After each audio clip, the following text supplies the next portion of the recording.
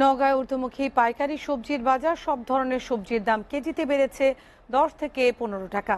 ব্যবসায়ীরা বলছেন ঈদের পর থেকে সবজির চাহিদা বেড়ে গেছে, তবে সে তুলনায় আমদানি হচ্ছে না।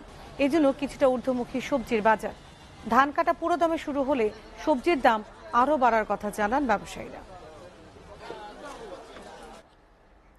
নওগাঁর বাজার পরিস্থিতির বিস্তারিত জানাতে সরাসরি যোগ দিচ্ছেন আমাদের সহকর্মী তৌহিদ ইসলাম।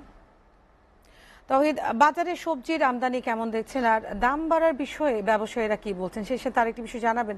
আমরা জানি যে নওগাঁয় ধানেরও ভালো আবাদ হয়, সেক্ষেত্রে চালের বাজার কেমন সেটিও জানাবেন।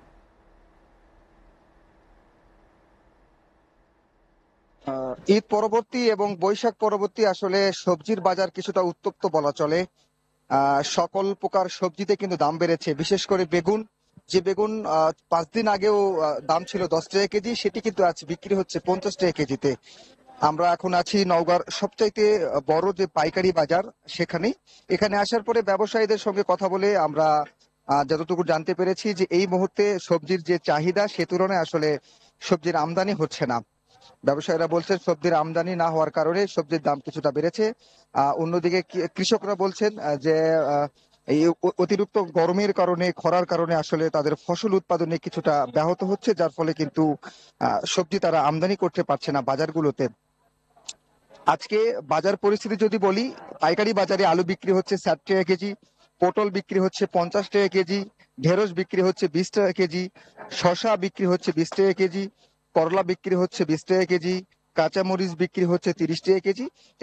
পাইকারি বাজারের ব্যবসায়ীরা বলছেন যে সপ্তাহের ব্যবধানে আসলে সবগুলো পণ্যে আসলে 10 থেকে 15 টাকা বেড়েছে কাঁচা বাজার। এই ছিল আসলে আসলে পাইকারি বাজারের পরিস্থিতি। তবে সবচেয়ে করুণ অবস্থা কিন্তু খুচরা বাজারে।